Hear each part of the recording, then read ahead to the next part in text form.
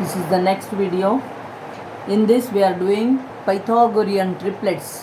What is the meaning of Pythagorean triplets? You are going to understand now. It is a set of numbers, for example 3, 4, 5. The largest number is 5 there. You square all these three numbers, you will find something funny. You have learned this in lower classes also.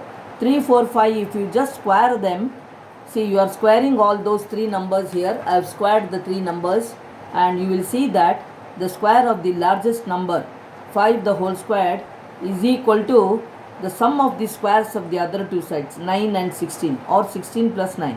25 is equal to 16 plus 9. See, such a set of numbers which will follow the Pythagoras property, we call them as Pythagorean triplets.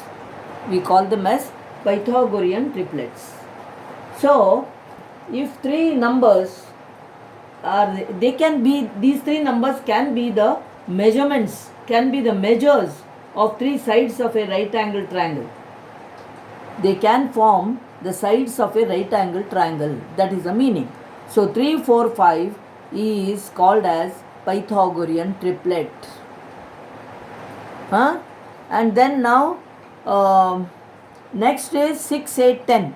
6, 8, 10. This is also a set of numbers where you find the relationship of Pythagoras theorem. You can see here. Now see, 10 the whole squared, 6, 8, 10. I will just square all the three sides. 6 the whole squared, I will get 36. 8 the whole squared, I will get 64. And 10 the whole squared is equal to 100. Now you see, 36 plus 64 will give you 100. So what is the meaning?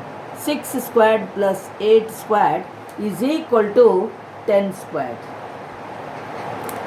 So it is forming the sides of a right angle triangle. We can say there the highest, the greatest number will be the hypotenuse. It will be the hypotenuse, and the other two sides, the other two measurements will be the sides containing the right angle. We can say that. So such group of numbers, such three numbers, we call them as Pythagorean triplets. Okay, children? So Pythagorean triplets you have understood, and some of they will ask in the exam, is it a Pythagorean triplet? They will ask.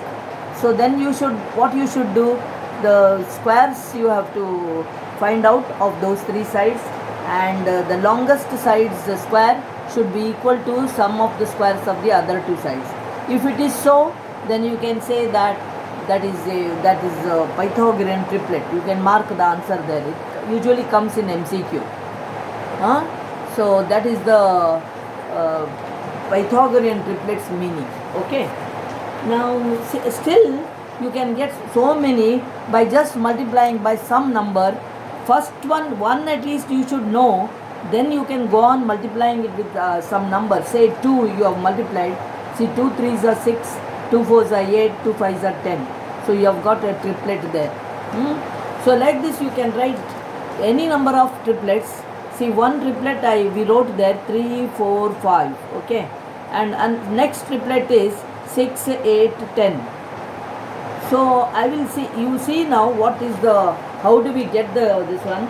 Now one more, I will go on writing 5. Now one more is there, 5, 12 and 13. 5, 12 and 13. This is again a triplet, because 13 the whole squared, 13 the whole squared is equal to 169. Then 12 the whole squared is 144. Then 5 the whole squared is 25. When you add 25 plus 144, you will get 169. So what is the meaning? 5 the whole squared plus 12 the whole squared will give you 13 the whole squared. So that is why 5, 12, 13 forms a Pythagorean triplet. I hope you understood now. So like this, there are so many. I am writing some more examples. We need all this for problems in future. That is another one, 7, 24 and 25. And then 14, see 14, 48 and 50. What did I do? I just multiplied by 2. Some you should know. Main ones you should know. Now this is one thing. 3, 4, 5, 5, 12, and 13.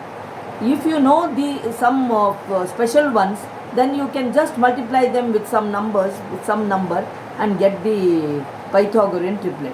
Now 7, 24, 25. If you multiply by 2, you are getting another triplet there. 14, 48, 50. Like this, there are so many. We can just write 11, 60, 61.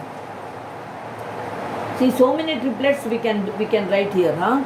15, 36, 39. See, these are all the triplets given here. And last one I will just write here, 44, 240, then 244. Now don't bother of all the, you need not know all this. I just gave it just for you to have an idea of triplets. So all these triplets, you came to know now what property they will follow. Pythagorean property they will follow. That's why we call them as Pythagorean triplets. Okay, children. So that is the end of it, and it is 6:20, 6:22. Okay. Now I hope you have understood Pythagorean triplets. And then next is we are going to come now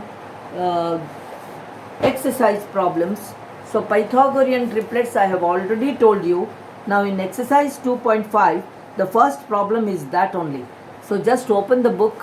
When you see this video, open the book and keep there. First one, what is it? Sides of triangles are given below.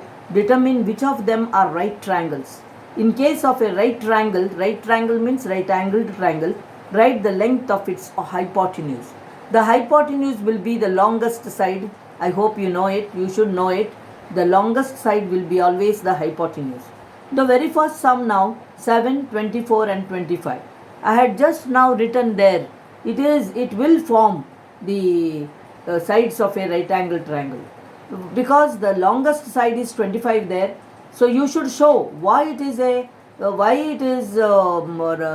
angle triangle sides, why it can be the sides of a right angle triangle, because it is following the Pythagoras property, and 25 the whole squared is equal to 24 the whole squared plus 7 squared.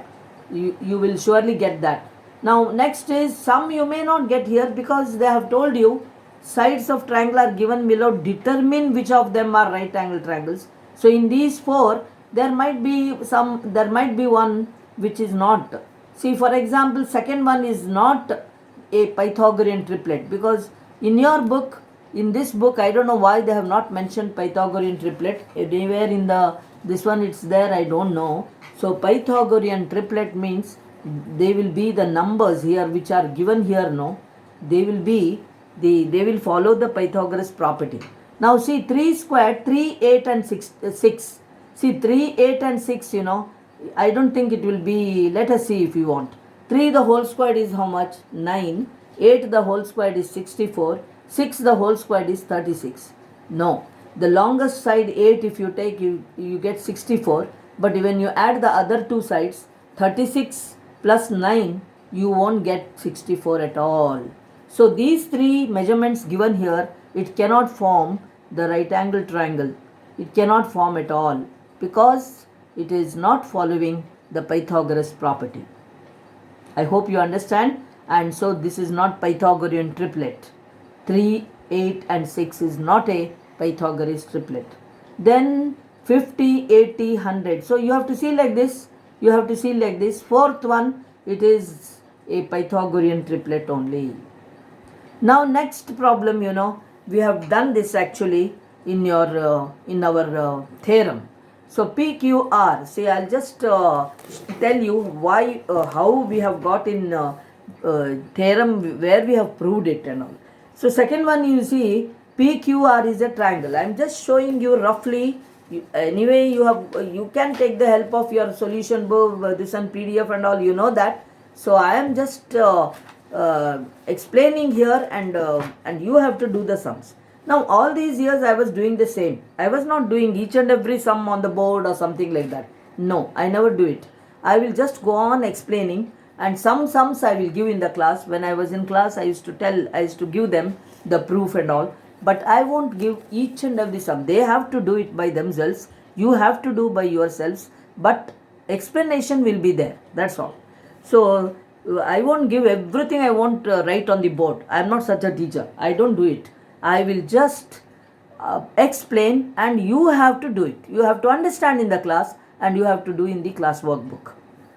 So first problem I have already explained now, and second one now, see, second one.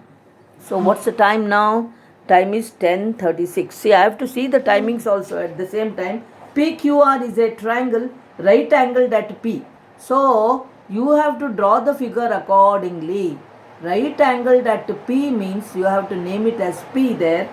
M is PQR is a right angle triangle. P is there. QR it will come here. PQR is a right angle triangle at P. M is a point on QR.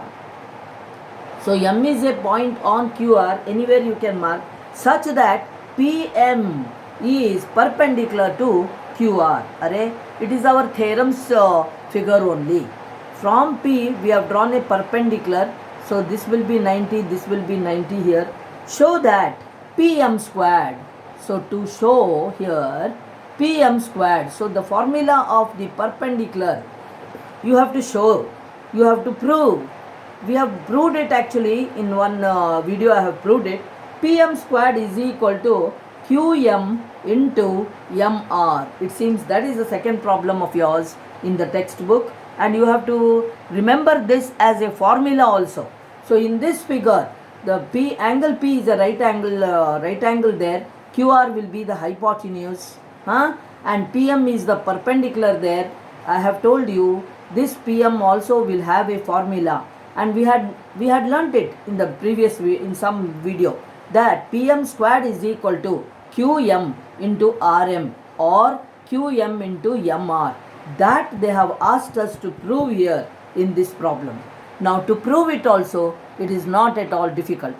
If you want to prove about PM squared, you have to take these two right angle triangles, this one and this one you have to take, and prove them that they are similar, which angle is equal to which angle, and then just as how we have done in the theorem, next to the theorem I think I have done this, you have to prove the similarity of these two triangles, which all angles are equal. You know that this angle will be equal to this angle is equal to this angle.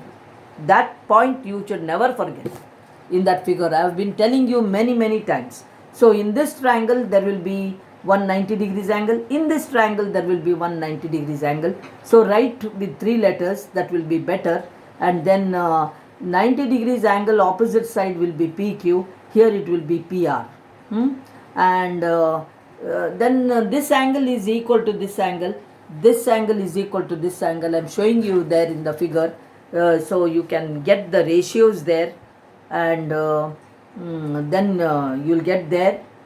PM squared means you will get one side in the numerator 1 PM, you will get in the denominator you will get another PM in the other this. You will cross multiply, and then you will get this formula, or this thing what they want you to prove, you will get it.